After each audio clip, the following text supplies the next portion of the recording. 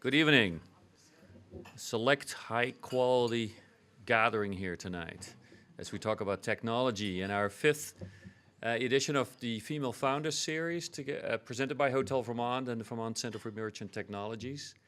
I want to thank you very much for being here tonight and our speakers tonight. I look forward to hearing from you, and also want to welcome our Commissioner of Tourism, Wendy Knight. Sorry, Wendy, to put you on the spot here, but it's wonderful to have you here. And Wendy is an entrepreneur herself and just recently be appointed as the Commissioner of Tourism. So thank you for being here, Wendy. Really appreciate that.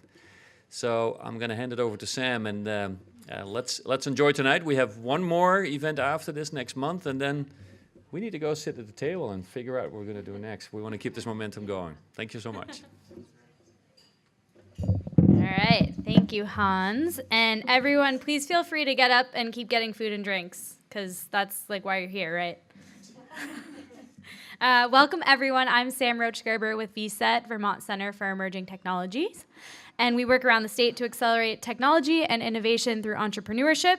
We're thrilled for you guys to join us at our Female Founders Speaker Series. As Hans said, this is the fifth in a series of 6, so you have one more. And our media sponsors, RETN, are filming all of them, so you can check them out, all the ones you've missed. Or if you have an amazing time and you want to share it with your friends, you can do so. So as you guys know, our goal for this series is to share the lessons learned and stories from some of Vermont's incredible female founders, and to create an opportunity for networking between active and aspiring entrepreneurs. Again, I'd like to thank RETN for their hard work to make sure that these stories are shared statewide. And as all of you hopefully know, all of the proceeds for tonight's event are donated to Girl Develop It. Whose mission is to provide affordable and judgment-free opportunities for women interested in learning web and software development. I've taken a few of their classes, and even I got something out of it, which is saying a lot. So if you haven't checked out any of their classes yet, I highly recommend that you do so. It's a really great opportunity. So we're running a little bit late tonight. I think I heard about some bad traffic on 7 and, rain and Monday and whatnot. So we're running a little late, but I think, if you need to go, don't, just stay. And we'll get things kicked off. We'll have Anne speak, and then Marguerite will speak to us. And then we'll have both of them kind of take Q&A together. I'll wander around with a mic. If you have any questions, please raise your hand, and I'll hopefully get to you.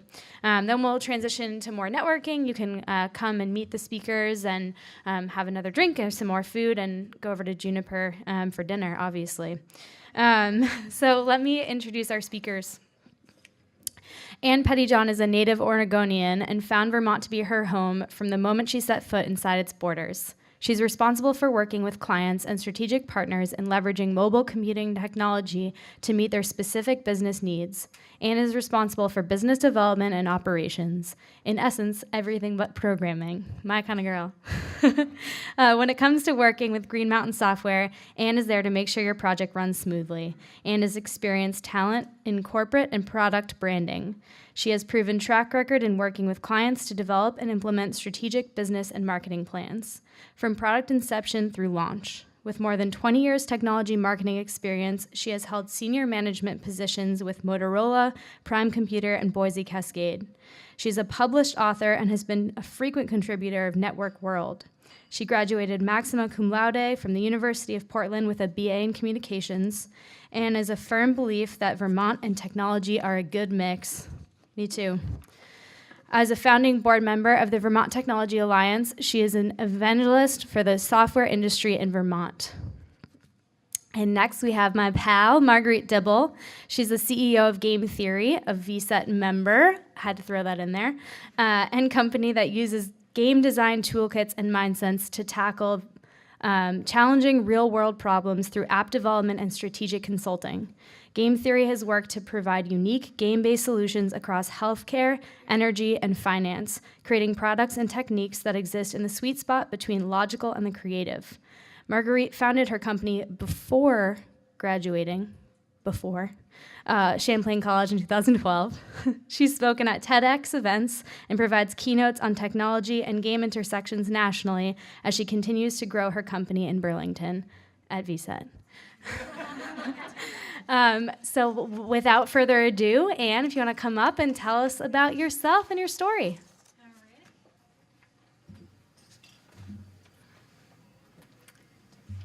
Well, hello, and thank you for the opportunity for us to tell the story of Green Mountain Software.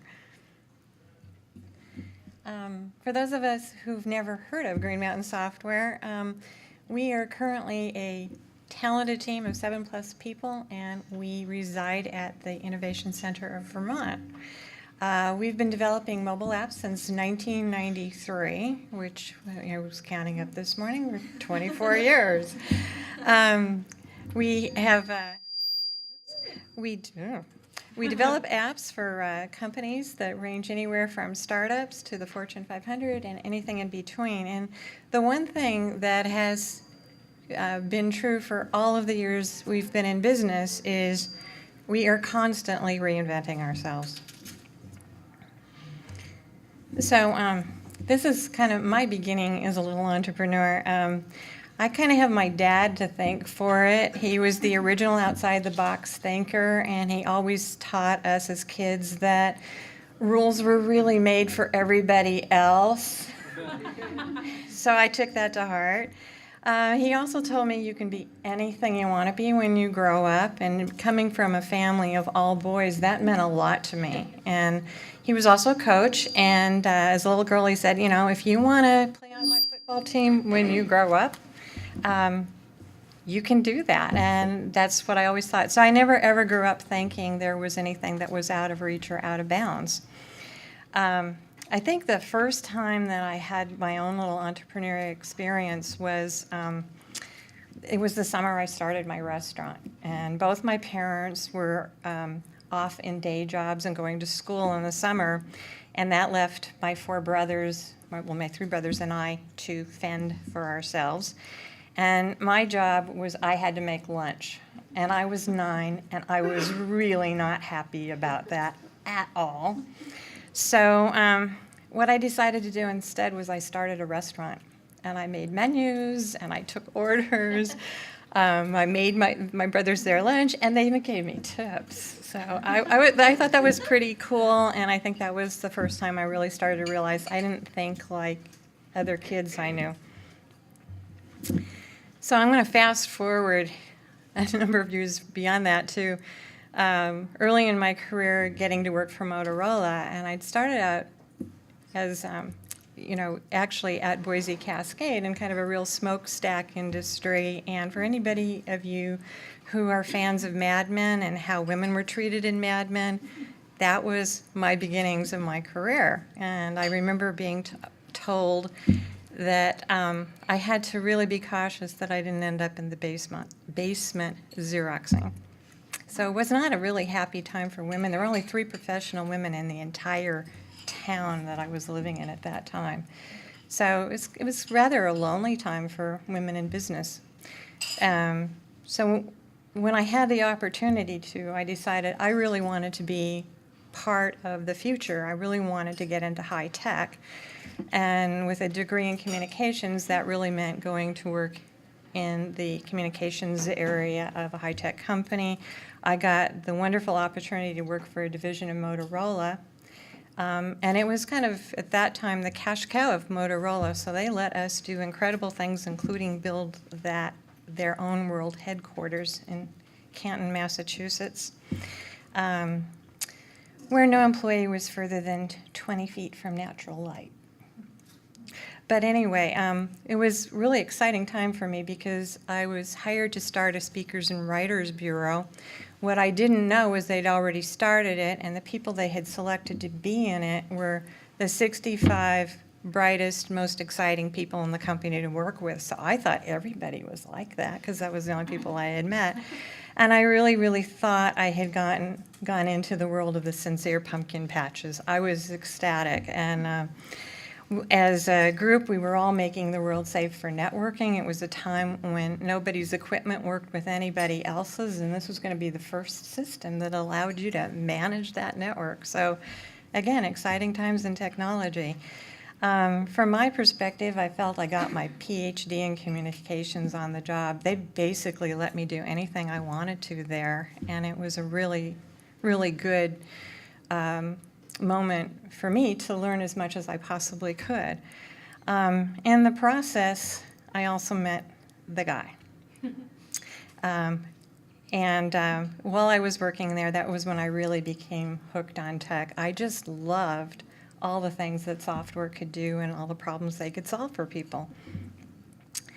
So from there, the technology definitely moved on from where we were at Motorola, and it became time to move to Vermont. My husband's from Vermont. We got married. We got startup fever. This is in the early days of our company. And we started our company based around the Apple Newton message pad. My husband stood at line in Macworld to get one of the very first off the production line, and we just totally thought it was the wave of the future. I mean, this was going to put PCs into the dust. And that worked for quite a long time until it didn't anymore, and the Newton officially died on February 27th, 1998. So that was the first time we reinvented ourselves. And over the course of the years, we've continued to reinvent. We were one of the first companies to get a contract to work on Windows mobile devices before it was introduced. Palm was one of our largest clients until Hewlett-Packard bought them and put them into the dust. And then, of course, when the iPhone and Android came along, we embraced that, and we do an awful lot in that area these days. And then, of course, new technologies are coming along like big data. We're also working in areas like augmented reality and virtual reality. So we get to work on a lot of exciting projects. This gives you a little bit of a breakdown of some of the areas we've worked in over the years. It's definitely been a wild ride. We've done hundreds of apps, and I think one of the things that really sets us apart as a company is we really become known as problem solvers for our clients. We've worked on so many projects, it's hard to even pick out one to just talk about.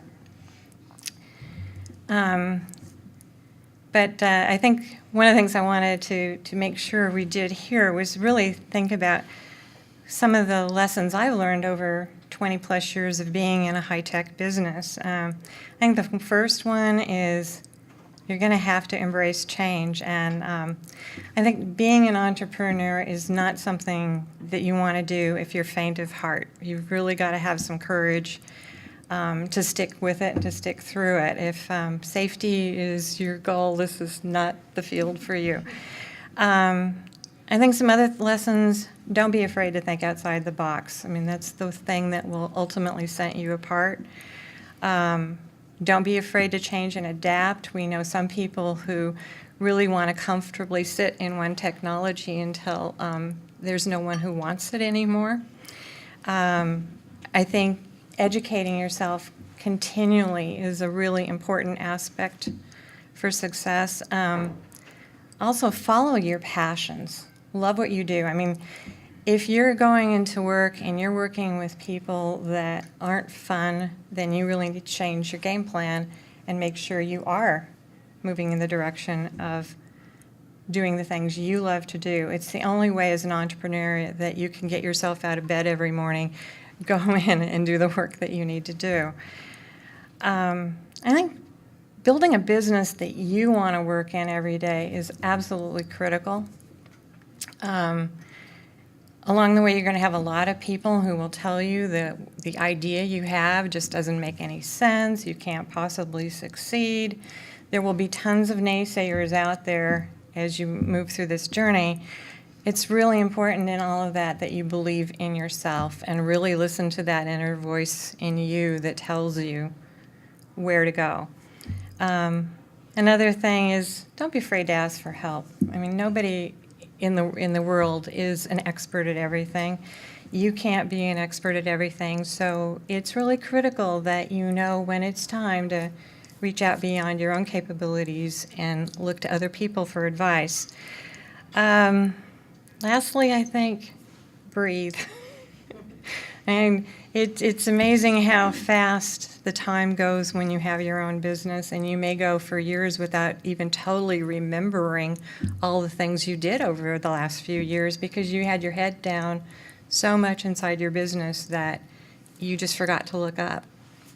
And then I think the last thing would be make time for yourself and also the people that you love, because, again, those years can go by really incredibly fast. So some things about us as female entrepreneurs is there are now 27 million plus entrepreneurs in the U.S. today, and out of that, 36% of all businesses are female run. And I think that's really good news. It continues to rise, and female businesses tend to have better returns on investments and just a higher profit margin than a lot of male-run businesses. The not-so-good news in all of that is that when it comes to funding, only 7% of investor money today is going toward women-led startups. So that's an area that really does need attention and change. On the right is just a little bit of a list of some of the women-led startups, though, that have really, really made it, like Cisco and Constant Contact, VMware, and that's really good to see. But there's still probably not enough of us in tech.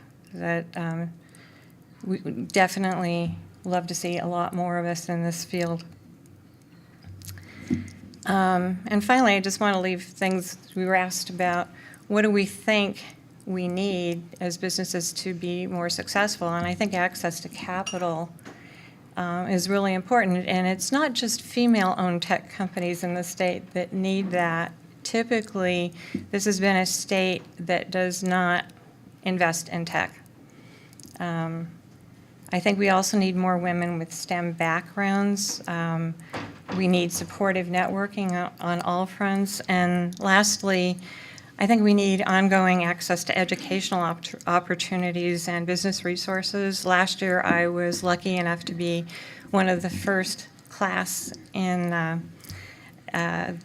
SBA Streetwise MBA program. Yeah. Yes. And that was just amazing to be in, and the beauty of it was I got accepted into the program. I was one of the few people in tech, even in the program. And outside of my time, which was a lot, it was a free program. So more programs like that, more access to resources would be incredible. So that's what I'd like to leave you with.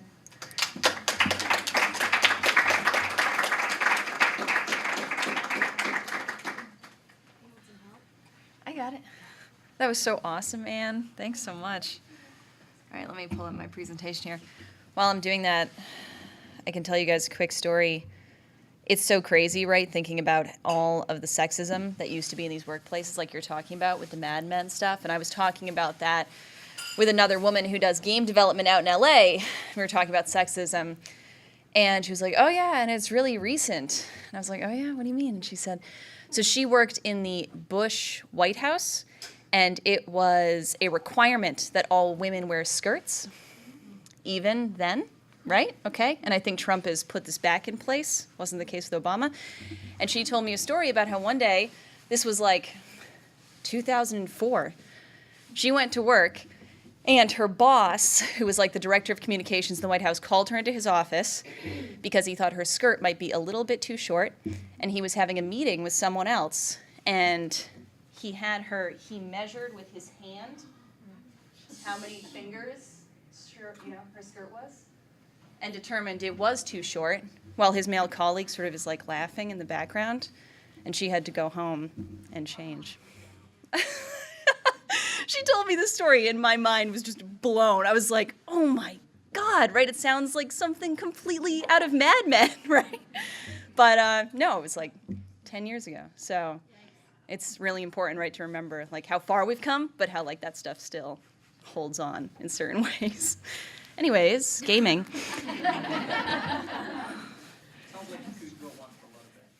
Yeah, probably. Yeah. Color photos of me as a child. They were actual photos though, right? So like I took this out of my mom's shoebox and like took a picture with my iPhone so I could upload it into the presentation. So always changing. But yeah, so that's me and my sister. I'm the one who looks a little bit like a 90-year-old woman over on the far side. So I grew up in Vermont, right? I had like a super Vermont childhood, similar to Anne. Having parents who were just always willing for you to do anything is, I think, a huge factor in everything that's happened in my life. My parents, to this day, are my best friends, and that makes a huge impact. But I grew up in Vermont, and I grew up with parents who were painting contractors. I grew up in a part of Vermont where there's a lot of second homeowners down in southern Vermont around like Stratton Mountain. And in that part of the state, you learn really fast that if you want to live in the state, you pretty much have to be rich enough to have a second home, or you have to do things for the people who are rich enough to have a second home, right? Like be a painter. And that's literally pretty much the entire economy in huge parts of the state. So I grew up around that. The business my parents built, a painting company, is a huge inspiration for me, and I'm so proud of them, but it always made me want to do something a little bit different. So the goals that I always had in mind as I moved forward from a young age were that I really love Vermont. Vermont's awesome. I want to live here. It's a great place to be. I also learned early on that I really enjoy self-direction, similar to Anne's story about having a restaurant. I was doing that stuff when I was little.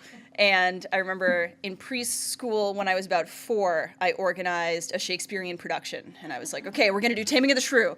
And I had everyone lined up, and I was going to direct it, and we had it all organized. And so I always knew that I liked to do stuff myself. And when I was in 8th grade, I taught myself how to use Photoshop, which really gave me a love for technology, and I used that knowledge to go out and get freelance graphic design work all through high school, which taught me that, hey, I really like being able to go and do freelance graphic design work and spend a day doing a project I can charge someone a couple $100 for instead of working at the Gap. I'm banned from working at all Gaps because I quit without notice. Because I learned I preferred that type of energy, right? So teaching yourself a skill in technology and realizing you can use it to make money your own way was a really foundational experience for me when I was in high school and younger. And that really trained me to learn that I wanted to have a company. I wanted to be an entrepreneur. So starting at the beginning. So when I was, an 18-year-old, I was at Champlain College, and I graduated in 2012. A year before I graduated, I had like 16 different companies while I was at Champlain College. The first one was T-shirts that had alphabet letters on it, right? So you get better at this over time. The last one was, hey, I'm majoring in video games. I love video games. Why don't I start a video game company, right? So I started the company the year before I graduated. I incorporated the company with funds I won winning the elevator pitch competition that Champlain hosts. I asked some of my peers if they'd be interested in joining the effort, and we spent our senior year, in addition to building out our senior game and doing all of our finishing work for college, we built our first game. So in 2012, we finished our first game. This was the year we graduated. So the first game we made was this. It was called Lock. So the idea, right, was that you had to connect the green to the red, and you had to build a path by rotating and moving the pieces, right? Simple. The trick was that it was on a 3D cube, so you had to build a path that rotated around all the cube faces. Fun, right? So that was the concept. And so we launched the company, and we were like, all right, we got a game, we got a team, we're going to put it out there, it's going to be great. And then, the slide sort of kicks in, because we were all 22, we just graduated college, but we were all really excited, so we were going to go for it. So we put up a Kickstarter campaign to finance launching the game. This money was pretty much just to pay for the licenses for the technology we used to build out the game concept and to build an initial audience. So it was small, but it was exciting, and we got the money, and that was a great start. We also got a couple of initial contracts, and our idea was that, okay, people are going to pay us to do some game design. We're going to do that. We're going to get paid, and we're going to use that money to pay ourselves to keep building the games that we want to make. And this is the model that 99% of all video game companies run on, and the whole goal for video game companies is you make a game that sells well enough that you use those sales to pay for the time it takes you to make the next game. That's the dream model. It's sort of like being an author in a lot of ways, right? So we released our first game, and this is really funny. I didn't know that this happened until a year ago when I went back and found this data. So we released our first game this month. It just happens to be this random month in the summer of 2012 when every single other person alive like us was like, we'll put our game out on the iPad. And everyone dropped it at the same time, right? Like, look at that. Those numbers didn't hit that high again until 2014, right? So it's just this freak thing. But that's what happens when you do businesses, right? So we put this first game out, and we made like, I don't know, like $200, right? But it was a really good experience. So then we decided, okay, it's time to make another game, right? We're going to make a big game. We're going to take all our lessons learned. We're going to do an awesome, awesome game. So we came up with a mechanic, and it was a really good one. We prototyped it by cutting out pieces of paper and sitting on the floor, and it was this really fun board game that was similar to Go, and we said, you know what, this is just too complicated. We need to build it on the computer. And we built it, and it started to go really well. We took the prototype to contests. We won a lot of them. We won Boston Fig Best Game. We got a lot of attention from publishers, and I decided, okay, I'm going to go and get us a publisher. So similar to writing a book, in games, publishers work the same way, okay? Why you want a publisher is because you want some money, right? It's like the prepayment. So they said, okay, we'll give you $50,000, and you guys can finish this game. When it comes out, we get half of the revenue. Again, kind of like a book publisher. I don't know if it's that bad of a deal, but anyways. And we're also going to help you promote it because we have an invested interest, right? We want to see this succeed because we'll make money as well. So that's sort of the deal, which is a great one because it's really hard to get games noticed, as we learned before. So I went out. We had a couple of different interested publishers. I ended up going with a good local Boston company, got the money, pushed the game. We split the team, so half the team worked on contracts to keep paying ourselves, while the other half worked on making this awesome game that we were going to release. So we released it, and it did really, really amazingly, miraculously well. It was like overnight, all of our dreams came true. It was like, oh my God, all of our favorite game companies are reporting about this, right? Like this is on the front page of Polygon and Kotaku, and oh my God. And I was taking screenshots on my phone of like it being above all my favorite games on the App Store that first day, right? So it was amazing. It was the #1 board game in 35 countries, top 50 apps featured. We made $30,000. So suddenly reality hits you, right? So the way that works, these thirds, when you make $90,000, Apple takes 30% right off the top, no matter what. Apple and Android, and anywhere you publish a game, they take 30% because they're the one who put it out there. Our publisher took half of what was left because that was the deal. So at the end of the day, we have a 4-person team that's been running for 2 years, and we have $30,000. So you start to sort of panic a little bit, right? So I had planned, okay, if we don't have game sales, we'll have a backup contract, right? I had spent 8 months building networking resources to get a really good backup contract that could fill in if the sales tanked, because I'm a planner, and I was planning for the worst case scenario, okay? So the woman said, okay, great, I've worked on this for 6 months. The contract is ready. It's signed. Tomorrow I'll send you my countersignature. And then it was next week. And then it was 2 weeks from now. And then it was never. So both the backup plans fall through completely. And this is the moment where I end up curled up on my floor in front of my fireplace, sobbing. Oh my God, I failed. Everything is terrible, right? Completely hysterical because this is so crushing, right? All my plans. And then, you remember some quotes from people, right? So this is one of the things about games. CEO of Supercell. Supercell is the company that makes Clash of Clans. Who knows that game? Clash of Clans makes $10 million a day, all right?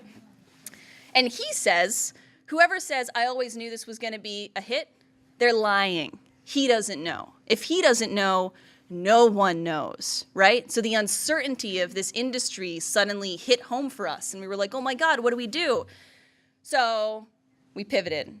It all started with me calling my dad, which was when I was curled up on the floor, right? So I'm curled up on the floor, and I'm like, everything's falling through, oh my God. And I call my dad, and I'm like, Dad, it didn't work. And my dad's like, what are you talking about? And I'm like, oh, we don't have any money. And Dad's like, why don't you just go make some sales? I was like, oh, right, okay. So that's what I did. And I also got another really valuable piece of advice at this point, and I talked to Dave Finney, who was the president of Champlain before this most recent president. And this was a couple months later, and I'd followed my dad's advice, and I'll go through that, but stuff had started to come together again. And I told him, like, Dave, it's really exciting. Like, I have salaries for my employees, and, like, it's going well. And he was just totally, like, nonplussed. And he was like, yeah, well, it's not a business without expenses.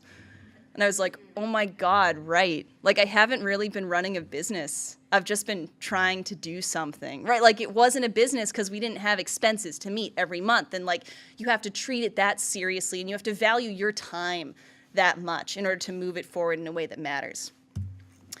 So I hit the ground running after that phone call with my dad with a two-part plan. First, I was going to do what my dad said. I was going to increase sales to expand our revenue. And second, I was going to write up an investment plan to get outside investment, which we had never done, in order to fuel the company and see what that would take. The pitch to investors was going to be, we know what it takes to hit the top charts. We just didn't have a modern monetization strategy. We'll do better monetization. We'll hit the top charts again. We'll roll this thing forward. And they both worked. Sales started increasing. I was able to triple our sales within a month. After that horrible pitfall, I told my employees to go on unemployment insurance for 1 month, and the next month we had quadruple the clients. We also got a term sheet from investors within a 3-month period from that panic attack on the floor. So anything is possible. We also got some clarity by one of our founding team members leaving, which I think can be a really important point for a company. One of our team members, he wanted to make the best games in the world, and he was the idea behind the game that we had that was so successful. But all he wanted to do every day was make games, and all I wanted to do every day was make a business. And those were two different ideas. And so he left to make games every day. And when he left, we were able to make a business. And so having that amicable, okay, we have different goals, let's split up, was actually just a huge building block for our company to move forward from. So although it might feel like a loss, at the time I was like, God, have I served him wrong? But no, it was really important, and everyone's goals were met better. So within 30 days, our revenues were up, and our revenues were up so high that we decided to pass on the investment because we just didn't need it anymore, which led to Game Theory. So Game Theory is the company that I rebranded after this experience with our hit game. Game Theory is all about taking what makes game design so cool and bringing it into outside industries. So our current tagline is, we solve the world's problems with games. And this really resulted from a Red Sea, Blue Ocean crisis. Is anyone familiar with this business term?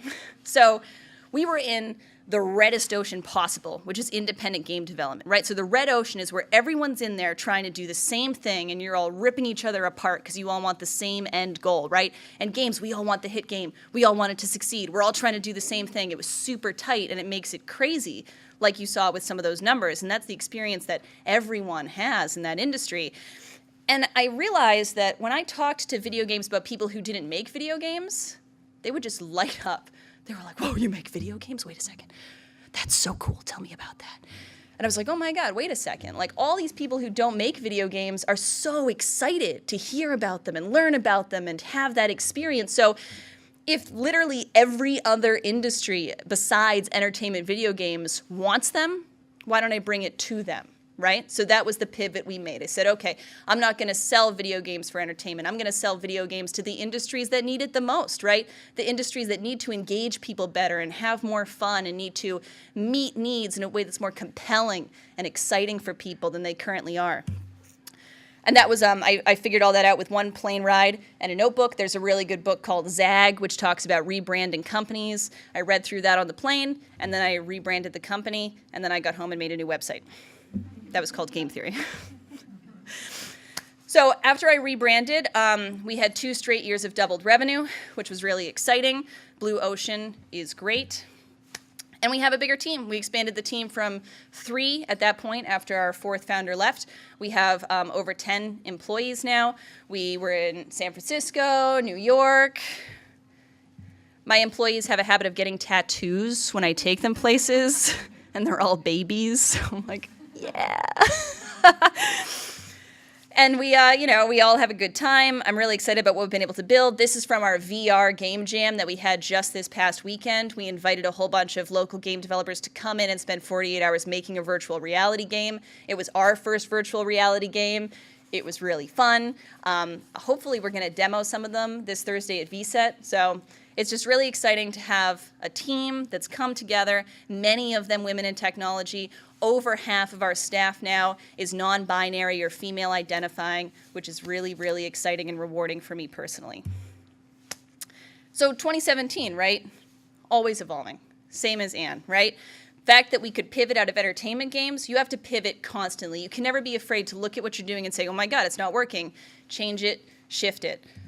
So our current challenges, right? Contracting and sales sucks. Oh my God, it sucks so much. It's so hard to get people to give you money to build stuff, right? Like we do a good job and we do it well, but it's kind of a pain. And so we need to evolve. We need to evolve to make that easier. We need to shift. Also, stuff just happens sometimes, right? One of our biggest clients this year had another contractor screw up a $3 million project, so they had to just cancel our contract, even though they love working with us.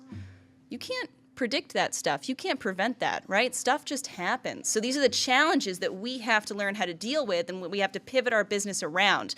Also, I'm only one person going out there making the sales, so we need to come up with some evolving systems around this. So the evolutions that I'm focusing on this year are an improved pipeline and flow for sales, and I'm also going to focus the company around a couple of products that we can own to shift that sales cycle from just selling service to having a product that we can own that can produce revenue on its own. Nothing revolutionary, but it's important for us. So supporting female founders, right? Why we're here. Just a couple of thoughts on how we can do this better. First is investment, right? So like Ann said, just give women money. It's pretty straightforward. Like, they'll do cool stuff with it.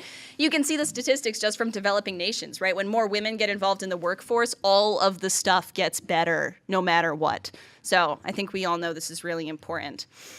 Also, bigger goals, right? Women set their goals really low. It's just something we do. We need to push each other to aim higher and further.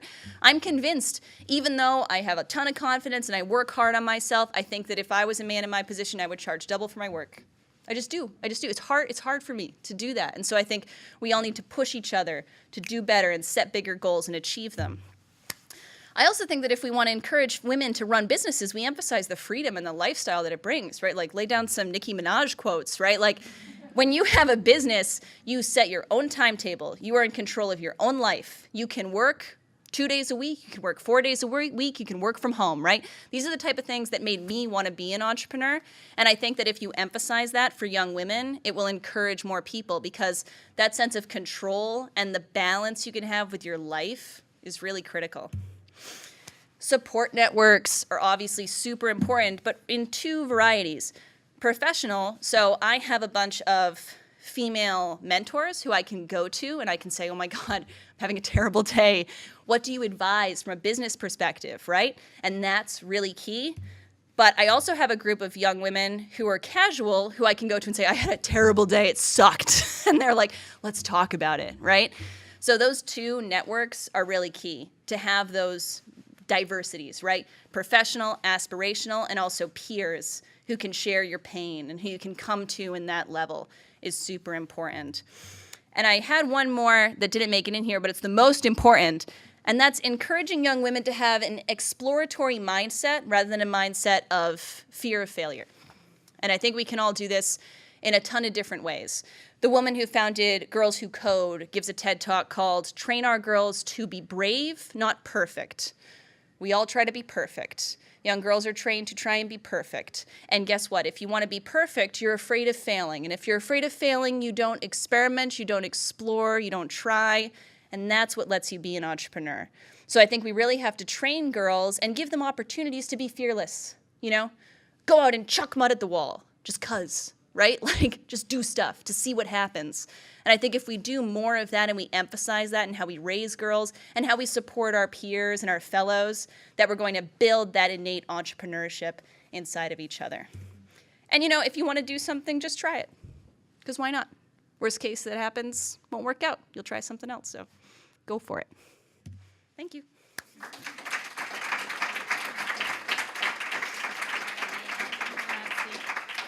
Yeah. All right. We'll have Anne and Marguerite have a seat. And I also I need to share this with you guys because it just came to my mind. I realize now why I'm not an entrepreneur. Yeah, it's because Anne was starting a restaurant at age 9. Marguerite was putting on Shakespeare, and I think, was eating dirt. So there's that issue. Anyways, it's not too late. Yeah, sure. Yeah. All right, guys, so we're going to open up to questions.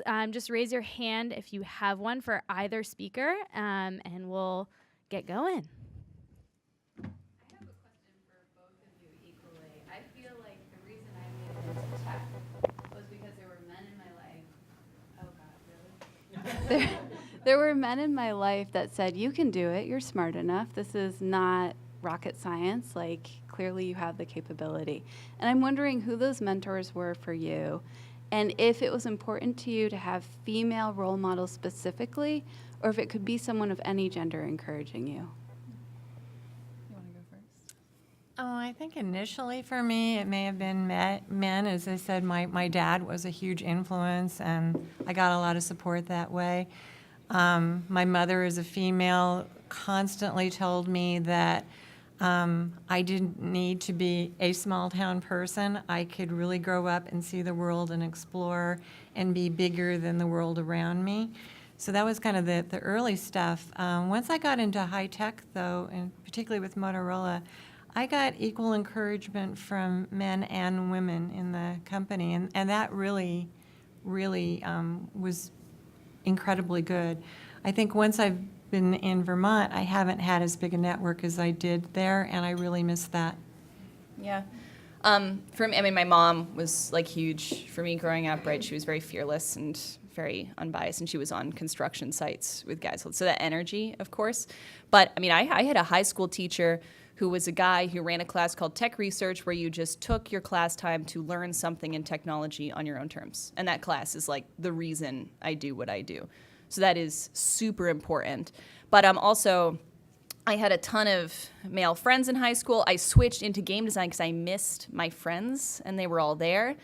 And I had a ton of internalized misogyny in high school. Like, I thought girl stuff was dumb. And I was one of those people who's like, I'm not friends with girls. Like, they're too annoying, right? Which was just total internal projection of this fear that if I did anything feminine, that it would be perceived as a weakness and I would fail. And so I rejected femininity from my life for a long time because of that fear.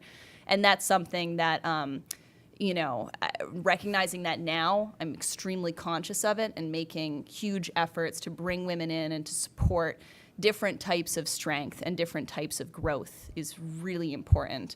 So I think, now I have so many, it's only female mentors in so many ways because it's just better. But we all have to be super cognizant, right, of like how we can support each other and lift each other up for diverse strengths, right?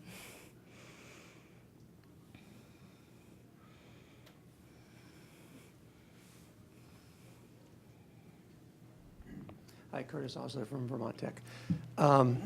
My question, I don't even know if there's an answer for it or just to have a discussion of it, is, you're preaching to the choir here. Yeah. Most of us are here because we already believe in this and already think this is a thing, this is great. How do you change the mindset of the men, particularly? And I must admit that there are times when I am really ashamed of my own gender, and I look around and I think, oh my gosh, did he really say that? Did he really do that? Yeah. Especially in our current administration. But what is your recommendation? How do we win over the people that really need to be here and hearing this? Yeah, I mean, stats speak volumes. Like, I think there's just so much hard data that you can point to. Like, I like that. If you look at developing nations, when you increase female involvement in the workforce, economies just improve. Like, it's just straight up. And I think Anne had some good stats too. Yeah, I know. Like, one of the things that's really impressed me about our younger engineering staff, who at the moment are all males, but we've also had females that just have better job opportunities, I suppose. But their respect of women is really, it runs deep with them. I haven't really seen any degree of sexism among this group of people. So I think,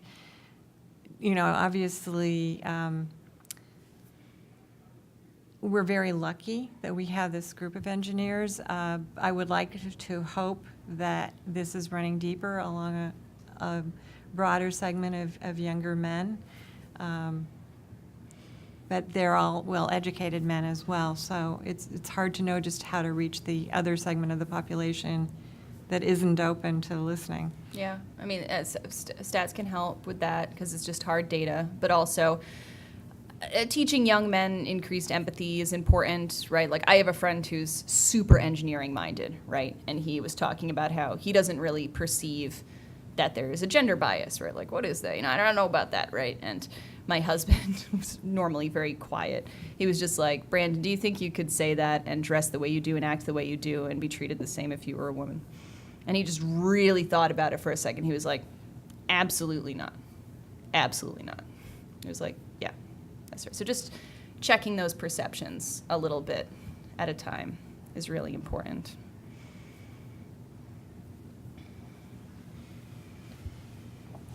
Hi, Marguerite. Can you Yeah. talk about some of the failures that you went through? Because you talked about starting with some companies before. Yeah. And sort of how you as an entrepreneur can get over some of those disappointments and eventually settle on something that you feel is what your calling is. Because, as you're going through that process, you clearly don't know where the end goal is and what that final thing that's going to make you happy is. So how do you get there? Yeah. Part of it's just that I'm really easily bored, so I'm always excited to try new stuff, which is part of it. But I think that grounding yourself in personal goals that are going to be unchanging is really important, right? Like, my personal goals around doing something in Vermont, doing something that is technology driven, doing something that's self-sustaining.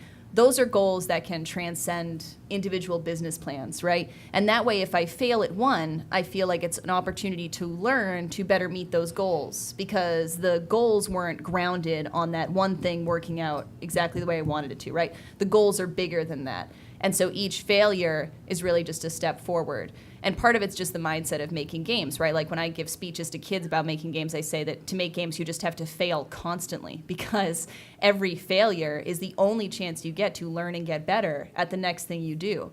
So really learning to love that constant evolution and knowing that in order for something new to be born, something has to sort of fade out and sow the seeds for that next thing, and sort of adopting that as your mindset, and then building your strength, building your foundation in the goals that lie outside of any individual success or failure, if that helps. Yeah.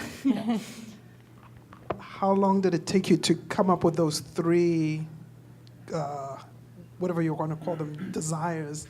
Because I know as you're going through life, Yeah. it's not like you're thinking like, okay, these are the three things I want to hit. Yeah. Until maybe later on in life, and then you start to sort of find that, level of actualization. Where you start. Yeah, totally. I mean, I think that I didn't have the words for them. They were always sort of a part of me, right? They were things that were always sort of there. And then as you age, you start to learn what they are, what they mean. I think part of it is just practicing reflections on your own happiness as a day-to-day routine is really important, right? Like, I gave a commencement speech a couple of years ago, and the gist of it was pretty much just like, practice day-to-day reflections on overall happiness. Take a couple steps back and just think about, what does it take for me to be happy and contented with my life? Because that's the ultimate end goal, right? Like, I can achieve limitless things, but at the end of the day, if I'm not feeling happy and contented with my life, all those things won't have really mattered in the end. So I think that that's a sort of exercise. That's sort of something you have to practice, is that reflection, and then gaining that sense of confidence that's embedded in those foundational concepts for your own personal sense of happiness and contentment.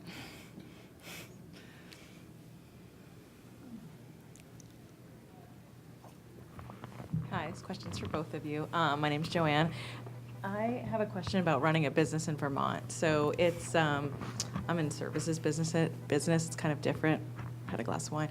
But I'm just wondering, your women-run business, that's one thing to work through, but then also running from Vermont, like, how has that been for you for your business? Have you felt like that's propelled you forward because it's more unique, or have you felt like it's held you back? I mean, like, both. My company would probably be 10 times the size if it wasn't in Vermont. But would I want that? I don't know, right? Like, I think that you get some uniqueness in Vermont. The advantage of Vermont is it's small, so it's easy to talk to other entrepreneurs who have been successful, to have mentorships, to access government, right? Like, you can talk to people more easily because the group is smaller. So I think that's an advantage. Like, when one of my employees moved to Boulder, I tried to network out there. I sent a ton of emails. Not one response. Every single one of those emails would have gotten a response in Burlington, right? So that's an advantage. When you get to a certain point in your business, it's frustrating that you're not scaling the way you could somewhere else, but it's a give and a take, because in order to scale somewhere else, you have to live somewhere else, and that's not for me. You know what I mean? So I take it as a balance. And I travel. I spend Right. a day a week in most major cities, or a day a month in a lot of different major cities to try and roll the, because we work digitally, right? So it can be more flexible than it used to be. I think that we've often asked ourselves, like, would we have done better if we had moved out of state? And we both really adore Vermont, so it's a very difficult decision. And to move to the places where a lot of the opportunities are, like Silicon Valley, to live there, you'd be commuting, maybe a couple hours a day. And the price of real estate there is so much higher. So there's definitely disadvantages, even though there are many more opportunities in that area, or even in the Boston area for growth. But I do still think that Vermont has an awful lot of potential for growth and opportunity.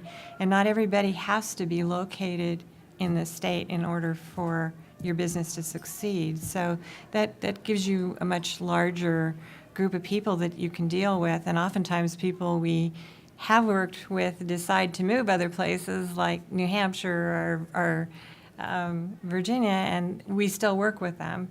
And we have the lovely experience of knowing who they are. But I think clearly it's a challenge to grow a business in Vermont. Yeah, but it's better now. Like 95% of our clients are not in Vermont. Some of our clients aren't in the United States, right? But we can do that because of the digital economy and how many tools we have now. So I think it's gonna get better. I was at a roundtable a few years ago with the governor and with all these tech companies, many of whom I'd never met before. It was amazing as we went around the table how many companies in the state are doing business with Fortune 500 companies, and we're just little companies, and how is it that so many of us have gotten those kind of connections? And I think it has something to do with the professionalism of the people in the state, the level of honesty and integrity we have in the way we do business. We've had people call us up and just assume we have to be honest because we're in Vermont. Like, well, thank you very much, but how do you know?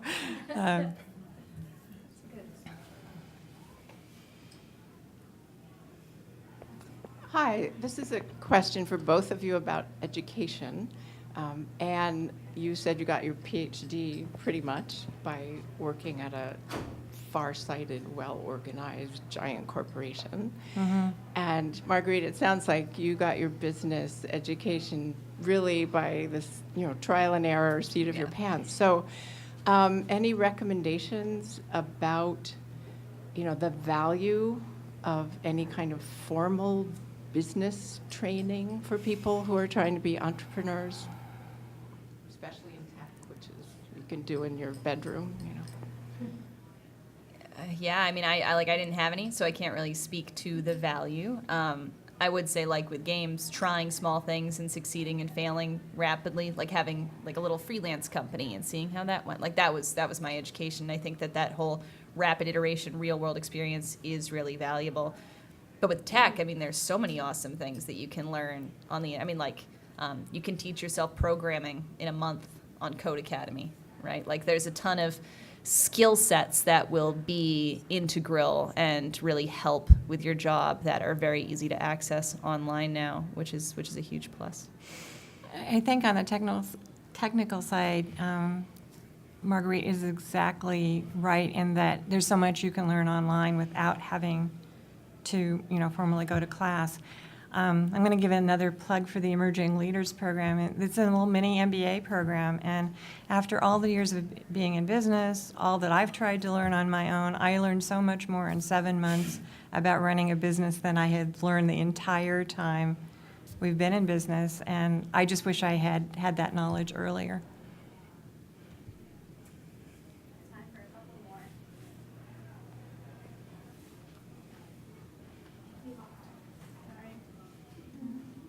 Hi, my name's Kate Holmes. I grew up in Vermont. I went to UVM, and I'm coming up on 1 year working for a startup out of San Francisco. And I work remotely, and I wanted to ask if you guys have remote employees, and if so, just maybe chat a little about that.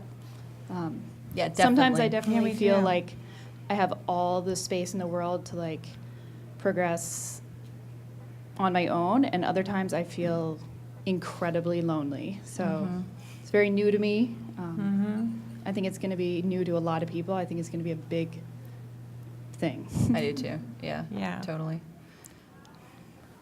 We've had a number of people work with us remotely, but they have tended, the most successful ones have been people we've already known and had some real experience with.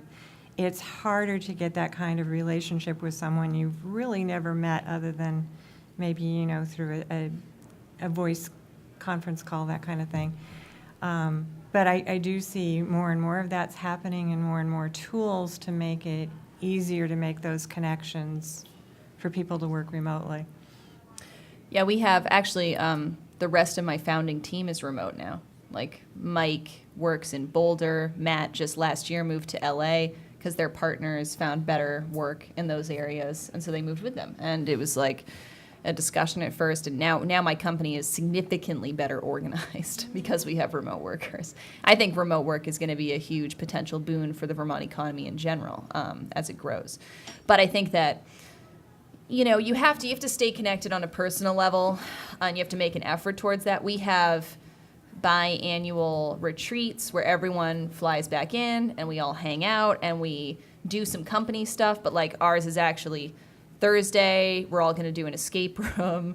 We do laser tag a lot of the time. We like go walk around Shelburne Farms, and then we like talk about everyone's goals for the year and business stuff. So like those check-ins are important, and then we all take trips together. So like we'll all go out to a conference together, and then it would probably get distant if we didn't, like on Monday morning, I make sure that I play one video game in common with every single one of my employees so we can have just talk about it for fun.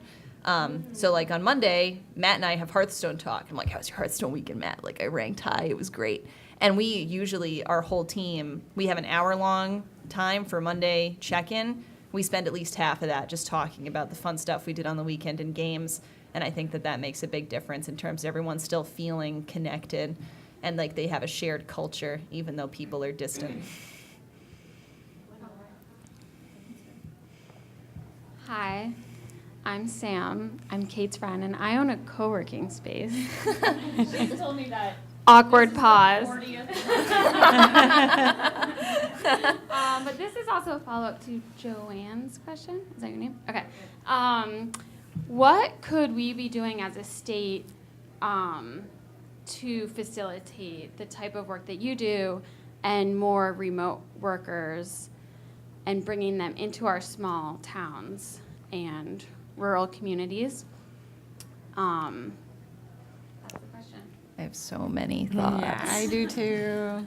My big one is just the state needs to own a millennial brand and push it with a consistent message. By God, for God's sake. I think that so many people like you guys would be so excited to live in Vermont and have the work-life balance that we do. People like me who want to have a tech job but make honey in my yard and have friends who run a distillery and get beef from my neighbor. That is awesome. Yeah. And there are so many people my age who would be so excited to buy into that lifestyle, but you have to tell people it's an option, right? So I think that owning a brand message and pushing it out there in a way that's supported would make a huge difference in people coming here. And I think that some people also might be a little intimidated because there's not certain community structures. So I think if co-working places and people like that can organize, events and get-togethers and make it feel easy. Like when you move to Austin, Texas, you get a big old packet that's like your first week in Austin. You're going to have an awesome time, right? Like here's the events you can go to. Here are the restaurants we recommend. Here are the groups you can come to at night, right? They make it so easy to integrate into that community. And so I think through people like Co-working Spaces really owning it and being like, all right, you know, here are the couple events we have. We're going to do movie night. These are the restaurants we should all go to. Sort of that integration, making it a little less scary, because some people might be afraid, like, oh my God, I'm going to be in the middle of the woods alone. Like, what am I going to do? Making that less scary. And then, yeah, I think owning and marketing that consistent brand message that would appeal to a ton of millennials would be a huge, huge benefit. One of the things, too, that the state could be doing, and I know the Vermont Technology Alliance is trying to help make these changes in the state. Right now, as an individual person, there's nobody in the state that can be considered a freelancer and be legal in this state. The Department of Labor will interpret anyone you do work for that you are an employee of them. It's an employer's nightmare to try to even do that. And it certainly limits anybody's flexibility to, you know, just go out and explore and do the things they want to do and have that flexibility. And I don't think anybody wants anyone to be taken advantage of, but on the other hand, the limitations to people's flexibility is pretty severe. All right, let's give a hand to our speakers.